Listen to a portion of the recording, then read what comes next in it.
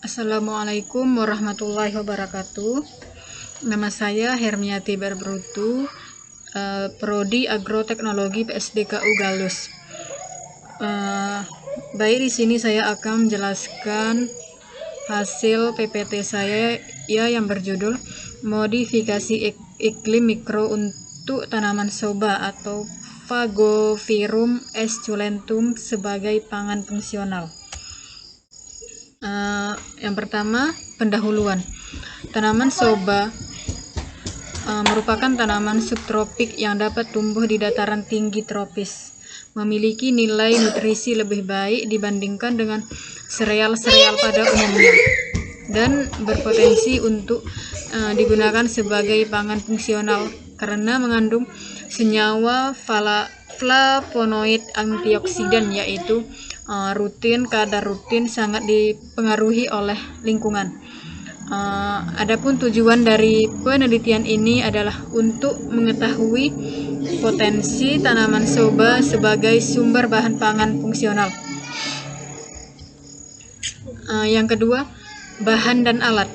Bahannya yaitu biji soba, pupuk kandang ayam 10 ton per hektar, abu sekam 2 ton per hektar, dan pestisida Ridomel.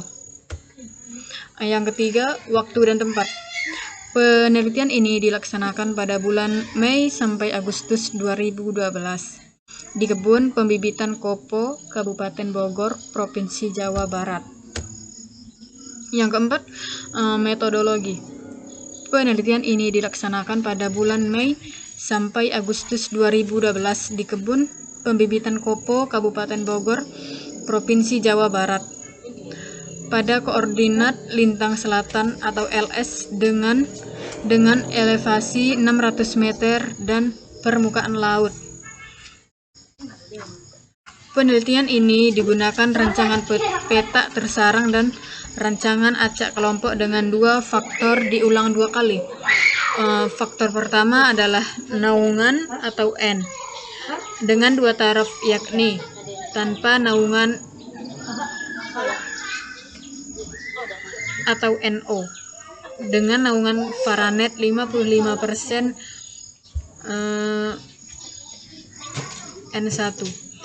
Faktor kedua adalah populasi atau P banding 200 tanaman, jarak tanam 2,5 kali 20 cm atau P1, dan populasi 50 tanaman atau jarak tanam 10 kali 20 cm atau P2.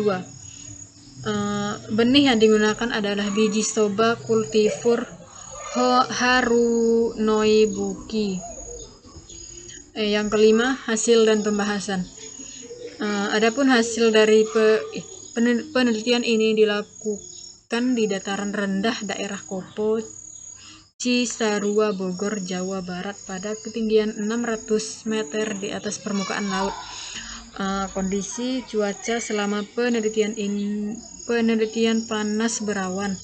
Radiasi surya dominan dari pagi sampai siang hari. Sedangkan kondisi cuaca pada sore hari biasanya berawan dan sering terjadi mendung. Selama penelitian tercatat 8 hari hujan dan biasanya terjadi pada sore hari. Radiasi surya rata-rata tempat penelitian di luar naungan adalah 10,3 mJ meter per kuadrat dan di dalam naungan adalah 6,4 mJ per meter kuadrat. Radiasi maksimum dan minimum masing-masing rata-rata adalah 15,9 mJ per meter kuadrat dan 6,3 mJ per meter kuadrat. Hasil analisis menunjukkan bahwa naungan berpengaruh nyata pada kadar rutin. Kadar rutin tertinggi pada biji soba tanpa naungan sebesar 0,398 mg per gram.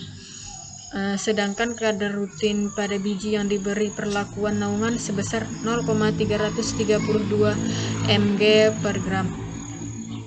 populasi tanaman berpengaruh tidak nyata pada kadar rutin biji soba. Tetapi dari hasil pengamatan terlihat adanya kecenderungan bahwa kadar rutin biji soba pada populasi 50 tanaman per meter kuadrat atau kadar rutin 0,378 mg per kuadrat. Lebih tinggi dibanding pada populasi 200 tanaman atau per meter kuadrat. Kadar rutin 0,352 mg per gram. Kadar rutin pada perlakuan dan populasi bervariasi disebabkan perbedaan kondisi lingkungan tumbuh tanaman soba. Selanjutnya kesimpulan. Penanaman soba di tropis dataran rendah dengan tanpa naungan dan populasi rapat berpotensi untuk menghasilkan bahan pangan fungsional berkualitas baik dengan kadar antioksidan yang rutin tinggi dibandingkan dengan tanaman soba di subtropis. Sekian dan terima kasih.